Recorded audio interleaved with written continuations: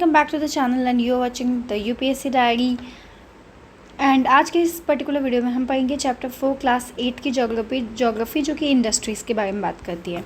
देखो क्या है कि आपने कभी यह सोचा है कि लिखने का जब आप व्हेनेवर यू राइट तो जो आप यूज़ करती हो कॉपीज़ या करते हैं कॉपीज़, वो जो है एक पूरा प्रोसेस के बाद आपके पास पहुंचती है।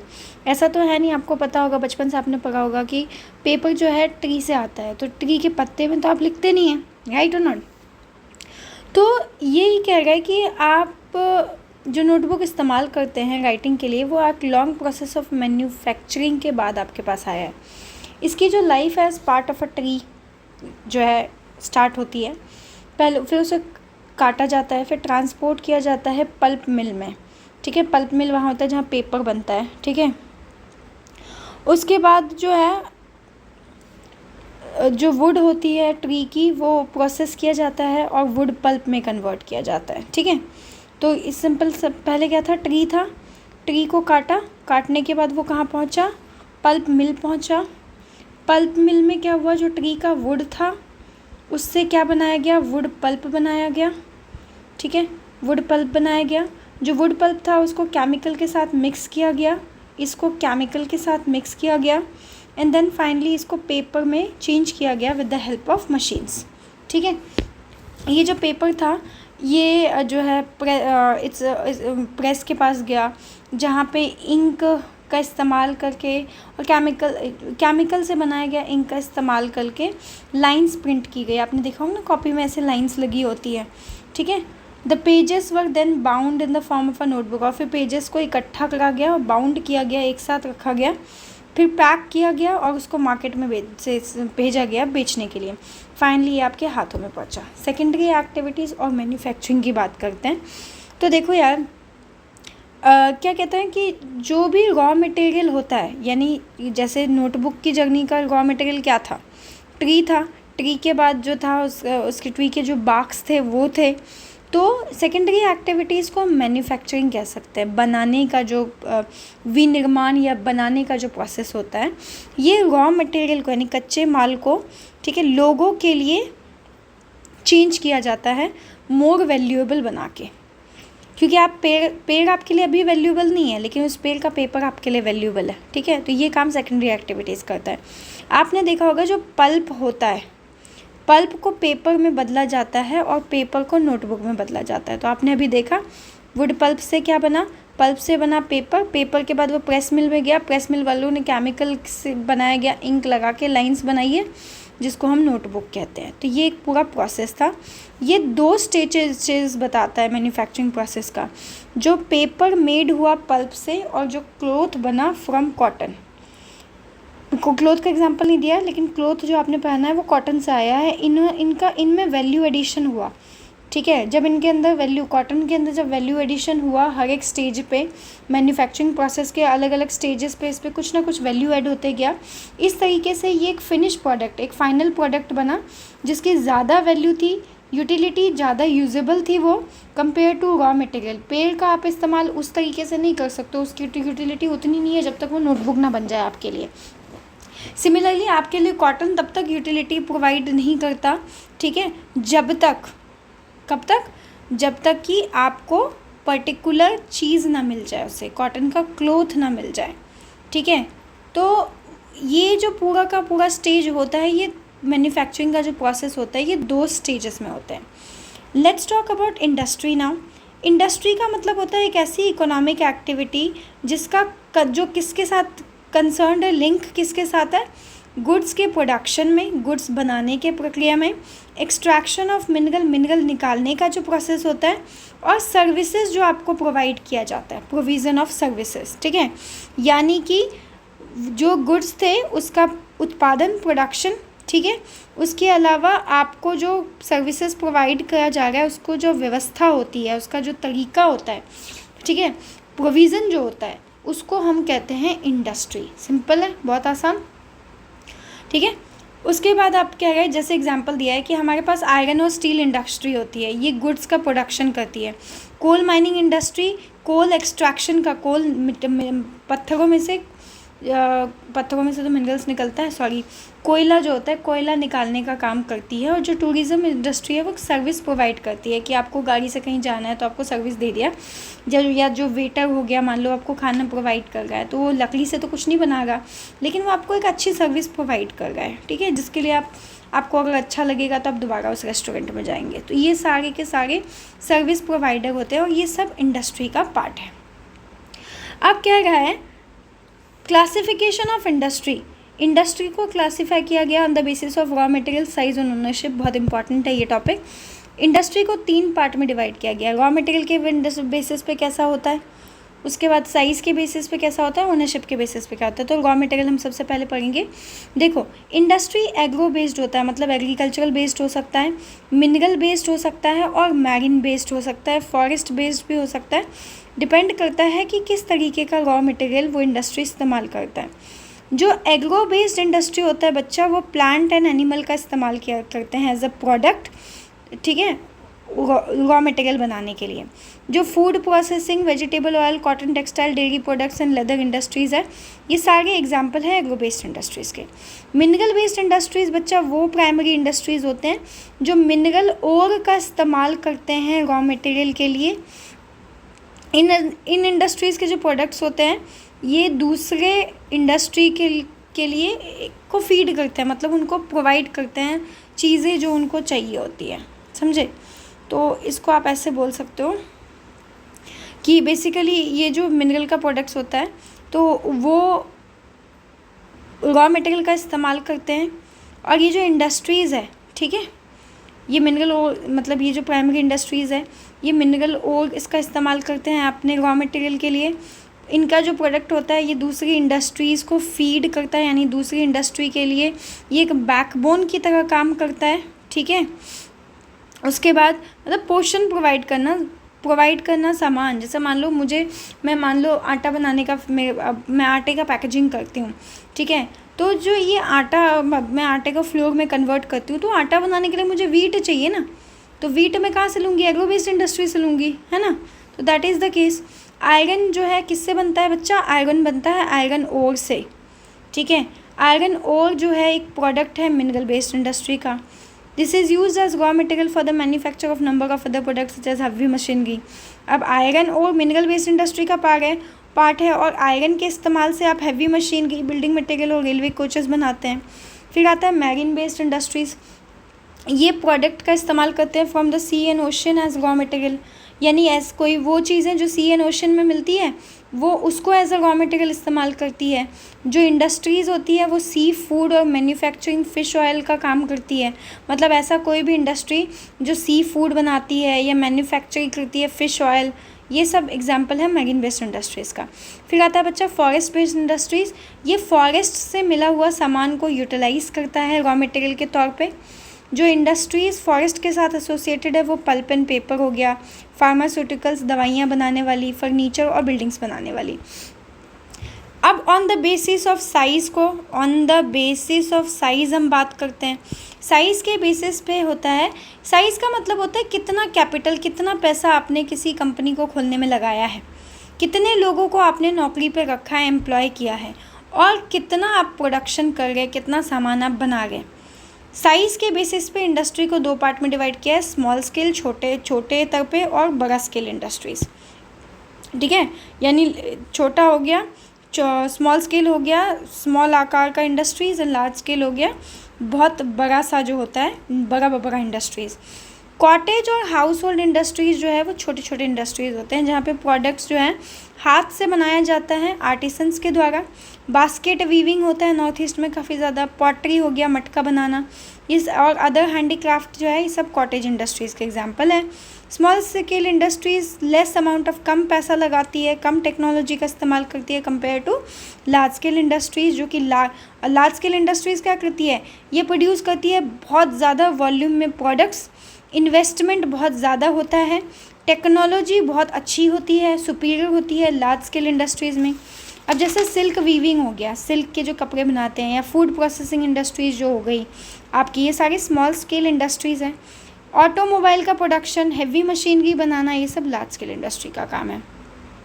ओनरशिप के बेसिस पे on the basis of ownership कैसे इंडस्ट्री को क्लासीफाई किया गया है, प्राइवेट सेक्टर, स्टेट के द्वारा ओन्ड, और पब्लिक सेक्टर, जॉइंट सेक्टर और कोऑपरेटिव सेक्टर। तो यहाँ पे ये इंपॉर्टेंट है, आप इसको हाईलाइट कर सकते हैं, ठीक है। तो इसको हाईलाइट कर लेंगे हम। Industries can be classified into private sector, state owned, public sector, joint sector और कोऑपरेटिव सेक्टर। बच्चा देखो, प्राइवेट सेक्टर इंडस्ट्रीज़ क्या होते हैं, ये इस पे मालिकाना हक ओन्ड, और कौन ऑपरेट, कौन चलाता है, कोई इंडिविजुअल अकेला इंसान या 3-4 लोगों का जो ग्रुप है वो मिलके चलाते हैं। पब्लिक सेक्टर इंडस्ट्रीज़ जो है ये कौन ओन करता है, किसका होता है इस पे मालिकाना हक, और कौन ऑपरेट करता है, गवर्नमेंट ऑपरेट करती है, जैसे हिंदुस्तान एरोनॉटिक्स लिमिटेड हो गया, steel authority of India, SAIL हो गया। जॉइंट सेक्टर इंडस्ट्रीज़ की बात करते हैं, ये इस पे मालिकाना हक कौन होता है और कौन ऑपरेट करता है इसको, स्टेट और इंडिविजुअल या ग्रुप ऑफ इंडिविजुअल। स्टेट भी कर सकता है, इंडिविजुअल भी कर सकता है साथ में, या ग्रुप ऑफ इंडिविजुअल मिलके भी कर सकते हैं। मारुति उद्योग लिमिटेड एक जॉइंट सेक्टर इंडस्ट्री है। और फिर आता है कोऑपरेटिव सेक्टर। देखो बच्चा, कोऑपरेटिव सेक्टर होता है वो इंडस्ट्रीज़ जो ओन्ड एंड ऑपरेटेड होता है बाय द प्रोड्यूसर्स और दी सप्लायर। समझ गए आप? ओन्ड का मतलब होता है स्वामित्व, मालिकाना हक, ठीक है। और ऑपरेटेड का मतलब होता है चलाना, कौन चलाता है उसको, ठीक है। तो industries are owned and operated by the producer, जो प्रोड्यूस कर रहा है, और सप्लायर जो रॉ मटेरियल सप्लाई करता है, या वर्कर भी चला सकता है कोऑपरेटिव सेक्टर को, या सारे के सारे। अमूल दूध जो आप पीते हैं, आनंद मिल्क यूनियन लिमिटेड होता है इसका फुल फॉर्म, सुधा डेयरी, ये सारे कोऑपरेटिव वेंचर्स है, कोऑपरेटिव कंपनीज है जो काफ़ी फेमस है। यहाँ पे देखो फोटो भी दिया हुआ है। अब क्या है, what are the factors which affecting location of industries. क्या है, जो फैक्ट क्या होता है किसी भी लोकेशन को चूज़ करने के लिए, क्या क्या फैक्टर्स होते हैं। तो मैं मान लो आज को एक इंडस्ट्री बनाना चाहती हूँ, तो मैं क्या क्या चीज़ों का ध्यान रखूँगी, मुझे क्या क्या चाहिए, राइट। तो मैं ध्यान रखूँगी अवेलेबिलिटी ऑफ रॉ मटेरियल का, ठीक है, कि वहाँ पे आसानी से मुझे जो चीज़ें चाहिए बनाने के लिए वो मिल गए या नहीं मिल गए। लैंड, वाटर आसपास है कि नहीं, लेबर अच्छे मिल गए हैं कि नहीं कम रेट पे। पता चला मैं 5,000 का सामान बनाना चाहती हूँ और 10,000 जो है पूरा लेबर कॉस्ट आ गया है, तो मुझे तो उतना प्रॉफिट भी नहीं होगा, तो मैं तो चीप लेबर ढूंढूंगी। तो ऐसी जगह जहाँ लेबर आसानी से मिल जाए और कम पैसों में मिल जाए। पावर होना चाहिए, इलेक्ट्रिसिटी सप्लाई अच्छा होना चाहिए, कैपिटल होना चाहिए मेरे पास ट्रांसपोर्ट होना चाहिए, मार्केट होना चाहिए। इंडस्ट्रीज़ जो सिचुएटेड होती है वेयर सम और all of this factors are easily available. मतलब मैं इंडस्ट्रीज़ वहाँ बनाऊँगी जहाँ इनमें से कुछ या सारे के सारे फैक्टर्स आसानी से मुझे मिल जाए। कभी कभी क्या होता है, गवर्नमेंट जो है इंसेंटिव्स भी प्रोवाइड करती है। कभी कभी सरकार जो है हमारी वो इंसेंटिव प्रोवाइड करती है, जैसे सब्सिडाइज पावर दे दिया, ठीक है, कि आपको जो इलेक्ट्रिसिटी मिल गया थोड़ा कम रेट में मिल रहा है, ट्रांसपोर्ट का जो कॉस्ट है वो कम लग रहा है, और इंफ्रास्ट्रक्चर मिल्स वगैरह जो मिल गया है उसकी रेंट वगैरह कम है। क्यों? ताकि इंडस्ट्रीज़ जो है बैकवर्ड एरियाज़ में भी, गाँव में मान लो मुझे इंडस्ट्रीज़ अगर खोलना है तो मुझे कुछ सब्सिडी मिल जाएगा, ठीक है। Industrialisation often leads to development and growth of town and cities. कहता है अगर आप इंडस्ट्रियलाइजेशन करते हैं, इंडस्ट्रीज़ खोलते हैं, या मान लो इंडस्ट्री जब लोग खोलते रहते हैं कंट्री के अंदर, तो बहुत सारी इंडस्ट्रीज़ खुल गई, इसका मतलब हमारी कंट्री में इंडस्ट्रियलाइजेशन हो गए, इंडस्ट्री पे लोग फोकस कर गए हैं, लोग प्रोडक्शन पे फोकस कर गए हैं, तो इसके कारण डेवलपमेंट होगा, शहर का चाहे गांव का चाहे सिटी का, सबका डेवलपमेंट होगा और कंट्री का ग्रोथ होगा, इसलिए इम्पॉर्टेंट होता है। इंडस्ट्रियल सिस्टम की बात करती हूँ मैं। इंडस्ट्रियल सिस्टम का मतलब होता है input, processes and outputs. Inputs क्या होगा किसी भी इंडस्ट्रियल सिस्टम में, क्या क्या होगा, इनपुट क्या आप दे रहे हो रॉ मटेरियल, लेबर, लैंड का कॉस्ट जो आपका लग रहा है, ट्रांसपोर्ट, पावर और अदर इंफ्रास्ट्रक्चर।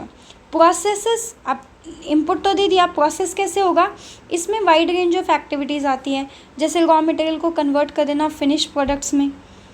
फिनिश प्रोडक्ट का मतलब क्या है, कॉटन जो है वो रॉ मटेरियल है बच्चा, लेकिन कॉटन का टी शर्ट फिनिश प्रोडक्ट है, क्योंकि अब इससे और क्या बनाओगे, मैक्सिमम आप 2-4 दिन पहनने के बाद पोछा बनाओगे। तो finish product is the final product which is made from a raw material, okay.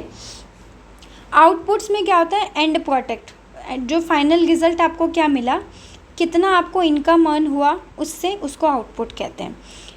Textile industry के केस में कह रहा है कि इनपुट जो है कॉटन हो सकता है, ह्यूमन लेबर, फैक्ट्री और ट्रांसपोर्ट कॉस्ट हो सकता है। प्रोसेस में क्या हो गया, आपने गिनिंग किया, स्पिनिंग किया, वीविंग किया, डाई किया, प्रिंट किया उसके ऊपर, कॉटन के ऊपर, और आउटपुट क्या है, शर्ट जो आपने पहना है। समझ आ गया आपको। नेक्स्ट अब क्या है, industrial regions. Industrial region emerges when a number of industries locate close to each other and share the benefits of their closeness. क्या है, इंडस्ट्रियल रीजन्स वो रीजन्स होते हैं जब बहुत सारे इंडस्ट्रीज आसपास में खुल जाते हैं एक दूसरे के, और जो भी बेनिफिट होता है उसको शेयर करते हैं, क्योंकि वो आसपास क्लोजनेस होते हैं। क्योंकि क्लोजनेस में होते हैं तो ये लोग क्या करते हैं, आपका क्या कहते हैं, शेयर करते हैं। क्या शेयर करते हैं, क्लोजनेस के कारण अपने बेनिफिट्स को शेयर करते हैं। ठीक है, तो ये चीज़ें हैं, और इसमें क्या होता है कि एक दूसरे के साथ रहने के कारण अपने क्लोजनेस का बेनिफिट आपस में बांटते हैं। वर्ल्ड में कई सारे ऐसे जो है मेजर इंडस्ट्रियल रीजन्स है, जैसे नॉर्थ अमेरिका का ईस्टर्न पार्ट, वेस्टर्न और सेंट्रल यूरोप, ईस्टर्न यूरोप और ईस्टर्न एशिया। ठीक है, अब यहाँ पे क्या है, मेजर इंडस्ट्रियल रीजन्स जो है वो अक्सर टेम्परेट एरियाज़ में होते हैं, यानी कि सी पोर्ट के पास, स्पेशली नियर कोल्ड फील्ड्स। अब बताती हूँ मैं टेम्परेट क्या होता है, ये मैंने टाइप्स ऑफ क्लाइमेट में पढ़ाया था। तो देखो बच्चा, टेम्परेट का मतलब होता है मॉडरेट क्लाइमेट, जिसमें 4 सीजन्स होते हैं, spring, summer, autumn and winter. ठीक है, और ये ट्रॉपिक एंड पोलर रीजन्स पे मिलते हैं। ओके, उसके बाद जैसे पोलर में आपको पता है ना पूरे साल ठंडी रहती है, लेकिन टेम्परेट का मतलब है जहाँ पे चारों सीज़न आपको मिल जाए। ठीक है, मतलब टिपिकली जो एवरेज टेम्परेचर होता है महीने का वो 10 डिग्री सेल्सियस होता है गर्मियों के महीने में, ठंड में माइनस में चला जाता है, कभी कभी नहीं भी जाता है, बट मॉडरेट। प्रिसिपिटेशन यानी बारिश होती रहती है, स्नोफॉल होती रहती है पूरे साल। ओके, पूरे साल में ये नहीं कि रोज़ हो रहा है, पर होते रहते हैं। ओके, वेदर जो होता है वो आल्दो क्लाइमेट अनप्रिडिक्टेबल होता है, लेकिन आपको कम से कम जो 4 डिफरेंट क्लाइमेट्स हैं वो मिल जाएगी। समझ आया, तो वो चीज़ है, उसको टेम्परेट कहते हैं। तो अब यहाँ पे क्या कह रहा है कि टेम्परेट एरिया जैसे sea port, specially near coal fields. India में कई सारे इंडस्ट्रियल रीजन्स हैं, जैसे Mumbai, Pune cluster, Bangalore, Tamil Nadu region, Hooghly region जो वेस्ट बंगाल में है, Ahmedabad, Baroda, Chota Nagpur industrial belt, Visakhapatnam Guntur belt, Gurgaon, Delhi, Meerut region, और कोल्लम, थिरुवनंतपुरम इंडस्ट्रियल क्लस्टर। ये सारे इंडिया के अंदर मेजर इंडस्ट्रियल रीजन्स हैं, जहाँ तक इंडस्ट्रीज़ काफ़ी आपको देखने को मिलेगा। अब क्या है, इंडस्ट्रियल डिज़ास्टर क्या होता है बच्चा। देखो, इंडस्ट्रीज़ में क्या होता है, एक्सीडेंट डिज़ास्टर जो है कब होता है, जब टेक्निकल फेलियर हो जाता है या हैज़ार्डस मटेरियल को आप इरेस्पॉन्सिबल तरीके से इस्तेमाल करते हैं। जैसे Bhopal gas tragedy was a great tragedy, आपने पढ़ी होगी। One of the worst industrial disaster of all the time occurred in Bhopal. लो, ये आ गया, मुझे पता नहीं था इसके बारे में, सॉरी। तो मतलब मुझे नहीं पता था कि इस पर्टिकुलर आर्टिकल में मिलेगा। खैर, भोपाल में एक इंडस्ट्रियल डिज़ास्टर हुआ था 3 दिसंबर 1984 को, 3 दिसंबर को 12:30 बजे रात में, मिडनाइट में। तो इसमें एक टेक्नोलॉजिकल एक्सीडेंट हुआ था, जिसमें highly poisonous methyl isocyanide MIC gas जो था, साथ में हाइड्रोजन के साइनाइड के और अदर रिएक्शन प्रोडक्ट्स जो है लीक कर गई थी pesticide factory of union carbide. Official death जो था वो 3598 था इन 1989। हज़ारों जो सर्वाइव हुए थे वो आज भी किसी न किसी बीमारी से पीड़ित हैं। They have some short of elements, जैसे ब्लाइंडनेस हो गया। ठीक है, उसके बाद impaired immune system, gastro intestinal disorder, इन सबको हो रखा है। ये यूनियन कार्बाइड फैक्ट्री की फ़ोटो है। ओके, एक और एक्सीडेंट हुआ था 23 दिसंबर 2005 को। गैस वेल ब्लो आउट हो गया था गाओकिया, चोंगिंग, चाइना में। 243 पीपल मर गए, 9,000 इंजर्ड हो गए, 64,000 को वहाँ से खाली करवाया गया, मतलब निकाला गया बचा के, रेस्क्यू करके। बहुत सारे लोग मर गए बिकॉज वो जो है एक्सप्लोजन के बाद भाग नहीं पाए, और जो भाग नहीं पाए वो उनको काफ़ी बर्न्स हुए, काफ़ी उनका बॉडी जल गया, क्योंकि ब्लो आउट हुआ ना, ब्लास्ट हुआ, तो ऑब्वियस सी बात है काफ़ी ज़्यादा बर्निंग इंजरीज थी उनकी आँखों में, स्किन में और लंग्स में गैस के कारण। ओके, रिस्क रिडक्शन मेजर, कैसे आप इस रिस्क से रिड्यूस कर सकते हैं। देखो, जो डेंसली पॉपुलेटेड रेजिडेंशियल एरियाज़ होता है उसको सेपरेट करना चाहिए इंडस्ट्रियल एरिया से, साथ में कभी नहीं होने चाहिए। जो लोग इंडस्ट्री के आसपास रहते हैं उनको पता होना चाहिए about the storage of toxin और हजार्डस सब्सटेंसेस एंड उनके पॉसिबल इफेक्ट्स अगर हो जाए एक्सीडेंट तो। फायर वार्निंग और फाइटिंग सिस्टम जो है इम्प्रूव होना चाहिए हमारी कंट्री में या किसी भी कंट्री में। स्टोरेज की कैपेसिटी टॉक्सिक सब्सटेंस की उसको लिमिट करनी चाहिए। पॉल्यूशन डिस्पर्सन क्वालिटीज़ जो होती है इंडस्ट्रीज़ में उसको भी इम्प्रूव करना चाहिए। Let's talk about distribution of major industries. तो दुनिया की जो मेजर इंडस्ट्रीज़ है वो आयरन एंड स्टील इंडस्ट्री है, टेक्सटाइल इंडस्ट्री और इंफॉर्मेशन टेक्नोलॉजी इंडस्ट्री है। Iron and steel and textile industry जो है वो काफ़ी पुरानी इंडस्ट्रीज़ है, जबकि आईटी एक इमर्जिंग इंडस्ट्री नया नया आ रहा है मार्केट में नहीं आ रहा है, नया नया इमर्ज हो रहा है आजकल। आपको पता ही कितना टेक्नोलॉजिकल आज आप ये लेक्चर देख पा रहे हैं because of the emerging technology. ठीक है, जो कंट्रीज़ है जहाँ पे iron and steel industry located है वो Germany, USA, China, Japan and Russia है। टेक्सटाइल इंडस्ट्री जो है वो कंसंट्रेटेड है इंडिया में, Hong Kong, south Korea, Japan and Taiwan में। मेजर हब जो है इंफॉर्मेशन टेक्नोलॉजी इंडस्ट्री का वो सिलिकॉन वैली है जो कि सेंट्रल कैलिफोर्निया में पाया जाता है, एंड बेंगलोर रीजन इंडिया का जो है वो आईटी हब के नाम से जाने जाते हैं। ठीक है, एक और चीज़ देखो, डू यू नो में क्या कह रहा है, इमर्जिंग इंडस्ट्रीज़ को हम सनराइज इंडस्ट्रीज़ भी कह सकते हैं। इसमें IT, information technology, wellness, hospitality and knowledge की इंडस्ट्रीज़ आती है, जैसे PW है, इतने सारे इंडस्ट्रीज़ आ रखे हैं। खैर, आयरन एंड स्टील इंडस्ट्री की बात करते हैं। Unlike other industries, iron and steel industries में भी कई सारे इनपुट्स लगते हैं, प्रोसेसेस एंड आउटपुट्स आते हैं इसके अंदर। ये एक फीडर इंडस्ट्री है, यानी दूसरों को प्रोवाइड करते हैं हेल्प एंड सपोर्ट। इनके जो प्रोडक्ट्स हैं वो रॉ मटेरियल की तरह इस्तेमाल किए जाते हैं दूसरी इंडस्ट्रीज़ में। जो इनपुट्स है इंडस्ट्री का उसमें रॉ मटेरियल जैसे आयरन ओर, कोल, लाइमस्टोन होता है। लेबर के साथ साथ कैपिटल, साइट और अदर इंफ्रास्ट्रक्चर इंक्लूडेड होता है। ये जो प्रोसेस होता है आयरन को कन्वर्ट कर देना स्टील में, इसमें कई सारे स्टेजेस से उसको गुजरना पड़ता है। जो रॉ मटेरियल है उसको एक ब्लास्ट फर्नेस में रखा जाता है जहाँ पे ये स्मेल्टिंग होता है।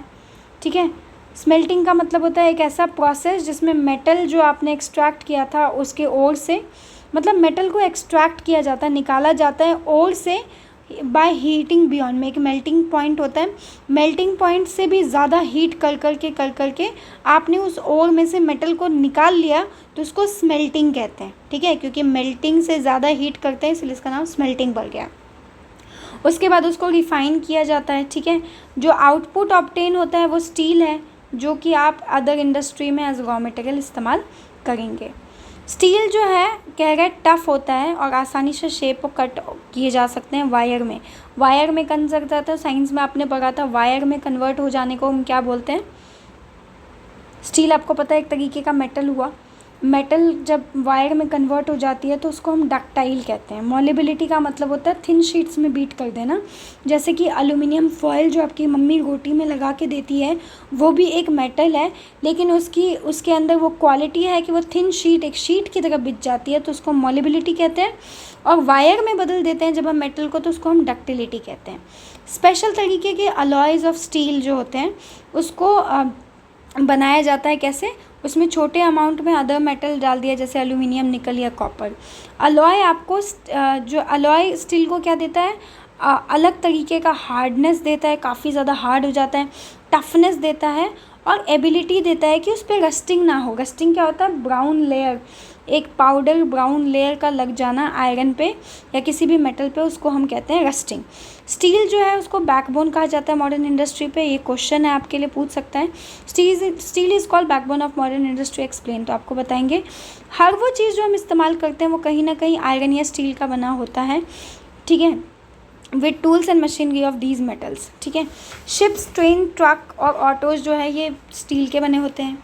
जो सेफ्टी पिन आप इस्तेमाल करते हैं वो भी स्टील के बने होते हैं। ऑयल के जो वेल होते हैं वो ड्रिल किया जाता है स्टील मशीनरी से। स्टील की पाइपलाइन से ही आपको ऑयल ट्रांसपोर्ट होता है। मिनरल्स जो होता है उसको माइन किया जाता है स्टील के इक्विपमेंट से। फार्म में जो मशीन इस्तेमाल होती हैं वो स्टील की होती है। बड़ी बड़ी बिल्डिंग्स में स्टील के फ्रेमवर्क लगे होते हैं। तो 1800 AD से पहले आयरन एंड स्टील इंडस्ट्री जो था ये कहाँ पे लोकेटेड था, जहाँ पे रॉ मटेरियल, पावर सप्लाई और रनिंग वाटर आसानी से मिल जाता था। बाद में आइडियल लोकेशन इंडस्ट्री का जो था वो कोल फील्ड के पास माना गया। या फिर कैनल के पास या रेलवेज़ के पास। After 1950 iron and steel industry जो है वो large areas of flat land near sea port के पास माना गया।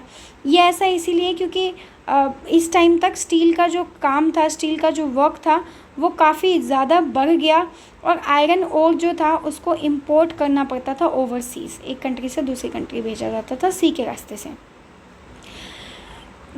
इससे पहले एक बार देख लो अगले पैराग्राफ से पहले, the best location before 1800 number 1, the best location from 1800 to 1950, ठीक है, और the best location since 1950 overseas. India में आयरन एंड स्टील इंडस्ट्री जो है वो डेवलप हुआ, taking advantage of raw material, cheap labour, transport and market. सारे important steel producing centre जैसे भिलाई, दुर्गापुर, बुरनपुर, जमशेदपुर, राउरकेला, बोकारो, ये सारे के सारे ऐसी जगहों पे हैं जो 4 स्टेट्स में स्प्रेड होती है, वेस्ट बंगाल, झारखंड, उड़ीसा एंड छत्तीसगढ़। भद्रावती, ये सब MCQ के क्वेश्चन है। भद्रावती, विजयनगर इन कर्नाटका, विशाखापट्टनम आंध्र प्रदेश में, सलेम इन तमिलनाडु, ये सारे इंपॉर्टेंट स्टील सेंटर है जो लोकल रिसोर्स का इस्तेमाल करती है। ओके, अब हम बात करेंगे जमशेदपुर की। 1947 से पहले यहाँ पे सिर्फ एक आयरन एंड स्टील प्लांट था कंट्री में जिसका नाम था टिस्को। टिस्को का फुल फॉर्म है Tata iron and steel company limited. ये प्राइवेट ओन्ड है। इंडिपेंडेंस के बाद गवर्नमेंट ने इनिशिएटिव लिया और अलग अलग आयरन एंड स्टील प्लांट्स बनाए। टिस्को 1907 में स्टार्ट हुआ था। सक्ची नाम की एक जगह है जो कि सुबर्णरेखा खराकी नदी के कॉन्फ्लुएंस, यानी कॉन्फ्लुएंस होता है जहाँ पे 2 नदियाँ मिलती है इस पॉइंट को, एक रिवर ये जहाँ मिली तो इसको कॉन्फ्लुएंस कहेंगे, ठीक है।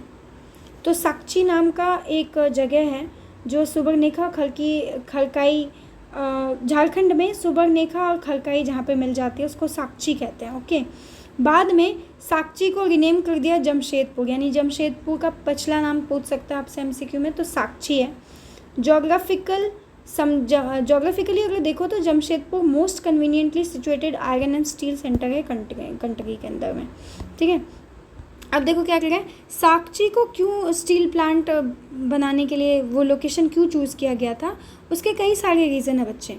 ये प्लेस सिर्फ 32 किलोमीटर दूर था कालीमती स्टेशन से, जो कि बंगाल नागपुर रेलवे लाइन पे पड़ता था। ये आयरन ओर से काफ़ी क्लोज था, iron ore, coal and manganese deposits के काफ़ी पास थे। इसके अलावा कोलकाता के पास था जो कि एक बड़ा सा मार्केट प्रोवाइड करता था। टिस्को को कोल कहाँ से मिलता था, झरिया कोल फील्ड से मिलता था। झरिया इज इन झारखंड, झारखंड में भी छत्तीसगढ़, कमेंट करके बता देना, चलो मेरे को भी कन्फ्यूज़न हो गया। और जो आयरन और लाइमस्टोन, डोलोमाइट एंड मैंगनीज है वो उड़ीसा से और छत्तीसगढ़ से लिया जाता है। खारकाई और सुबर्णरेखा रिवर जो है ये सफिशिएंट वाटर सप्लाई प्रोवाइड कर देता था। तो जो गवर्नमेंट की इनिशिएटिव थी उन्होंने एडिक्वेट कैपिटल प्रोवाइड की ताकि ये अच्छे से डेवलपमेंट हो जाए इसकी लेटर डेवलपमेंट में। बाद में जब इसको डेवलप किया गया था तो गवर्नमेंट जो थी उसने काफ़ी एडिक्वेट कैपिटल प्रोवाइड किया था। क्या क्या जमशेदपुर में और भी कई सारे इंडस्ट्रियल प्लांट्स हैं जो कि टिस्को के बाद बने। इन्होंने chemical, locomotive part, agricultural equipment, machinery, tin plate, cable और वायर जो है प्रोड्यूस किया। जो डेवलपमेंट है आयरन एंड स्टील इंडस्ट्री, इन्होंने रास्ता खोला कि इंडस्ट्रियल डेवलपमेंट खूब तेज़ी से हो इंडिया के अंदर। सारे सेक्टर इंडियन इंडस्ट्री के, प्राइमरी हो, सेकेंडरी हो, चाहे टर्शरी हो, ये कहीं ना कहीं आयरन एंड स्टील इंडस्ट्री पर डिपेंडेंट होते हैं अपने बेसिक इंफ्रास्ट्रक्चर के लिए। भारत का जो आयरन एंड स्टील इंडस्ट्री है इसमें बहुत बड़े पैमाने में इंटीग्रेटेड स्टील प्लांट और साथ में मिनी स्टील मिल्स भी जो इंक्लूडेड है। इसके अलावा ये इंक्लूड करता है सेकेंडरी प्रोड्यूसर, रोलिंग मिल्स और एंसिलरी इंडस्ट्रीज़। ओके, इसके अलावा पिट्सबर्ग के बारे में आप पढ़ोगे। देखो, एक इम्पॉर्टेंट स्टील सिटी है यूनाइटेड स्टेट ऑफ अमेरिका में। स्टील इंडस्ट्री जो पिट्सबर्ग में है वो लोकेशनल, वहाँ के लोकेशन का उसको काफ़ी एडवांटेज मिलता है। कुछ रॉ मटेरियल जैसे कोल जो है लोकली वहाँ पे अवेलेबल होता है, जबकि आयरन ओर जो है आयरन माइन से आता है। मिनेसोटा नाम की एक जगह है जो कि 1500 किलोमीटर है पिट्सबर्ग से, वहाँ से आता है आयरन ओर्स। इन माइंस और पिट्सबर्ग में ये जो माइन्स है और जो पिट्सबर्ग है, ये दुनिया की सबसे बेस्ट रूट बिटवीन माइन और पिट्सबर्ग के बीच में जो है दुनिया का बेस्ट रूट है शिपिंग और चीपली का। मतलब यहाँ पे आपको बेस्ट रूट मिलेगा जहाँ पे आप और की शिपिंग कर सकते हो बहुत ही कम दामों पे। Famous great lake waterway, train जो है कैरी करती है ओर को from great lake to the Pittsburgh area. The Ohio, the Monongahela and Allegheny rivers provide करता है एडिक्वेट वाटर सप्लाई। अब आपसे पूछ सकता है कि यूएसए के अंदर के रिवर को आइडेंटिफाई करो, तो आपको पता होना चाहिए सब। क्या क्या आज के दिन में बहुत ही फ्यू लार्ज स्टील मिल्स है पिट्सबर्ग में, ठीक है, very few of the large steel mills are in Pittsburgh itself, क्योंकि ये सबके सब जो है मोनोगेला के वैलीज़ में और एलेगनी रिवर के पास जाके, जो कि पिट्सबर्ग के ऊपर है, वहाँ जाके लोकेट हो गई, और ओयो रिवर के नीचे। Finish steel is transported to the, जब स्टील पूरा अच्छे से बन जाता है तो उसको मार्केट में भेजा जाता है, ट्रांसपोर्ट किया जाता है लैंड के रूट से और वाटर के रूट से। जो पिट्सबर्ग एरिया है उसमें कई सारे फैक्ट्रीज़ हैं अपार्ट फ्रॉम स्टील मिल्स। सिर्फ पिट्सबर्ग में सिर्फ स्टील की फैक्ट्री नहीं है बच्चा, और भी कई सारे फैक्ट्रीज़ हैं। ये स्टील का इस्तेमाल करती है एज देयर रॉ मटेरियल, ताकि वो कई सारे डिफरेंट प्रोडक्ट्स बना सके, जैसे कि रेल रोड हो गया, इक्विपमेंट हो गया, रेल के लिए जो पटरियाँ होती है उसकी इक्विपमेंट हो गई, हैवी मशीनरी एंड रेल्स हो गया। अब क्या है, ग्रेट लेक्स का जो नाम है और superior Huron Ontario Michigan and eri, मतलब ग्रेट लेक के और भी कई नाम हैं, Superior Huron Ontario Michigan and Erie. Lake Superior largest है पांचों में से, और ये हायर अपस्ट्रीम पे लोकेटेड है देन अदर लेक्स, सॉरी, ठीक है। So that's all for today guys, thank you so much for watching. We have completed this chapter. It was a very short, but it was really nice to teach you all, and I hope to see your loved comments in my comment box. Love you all. And apart from that, do write in the comment box what other chapters you want from the NCERT. Apart from geography, history, science, you can ask me anything. कोई भी subject you can ask me, except Hindi and Sanskrit and languages French German, ये सब मत पूछना। But general studies के आप कोई भी सब्जेक्ट्स का कमेंट में मुझे बता सकते हो, and then I would be making the same video for you whenever I will get time. Thank you so much for watching and love you all.